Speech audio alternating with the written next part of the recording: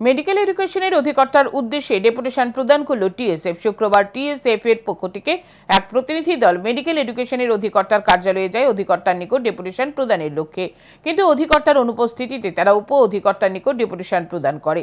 প্রতিনিধি দলের নেতৃত্বে ছিলেন টিএসএফ এর রাজ্য সহ সভাপতি। তিনি জানান, নিট ইউজি পরীক্ষায় এসটি ক্যাটাগরির যে মেধা তালিকা প্রকাশ করা হয়েছে তাতে দেখা গেছে তারা রাজ্যের এসটি নয়, তারা অন্য রাজ্যের এসটি হতে পারে।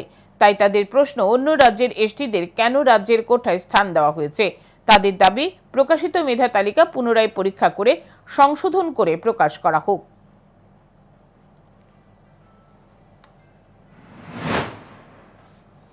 এক্সপোর্ট করানোর আমরা মেমোরেন্ডাম সাবমিট করছি, তার ওই পুরো অ্যাসুরেন্স দিছে যে জেনুইন এসটি ত্রিপুরার যারা এসটি থাকে তারাই সিট পাইব।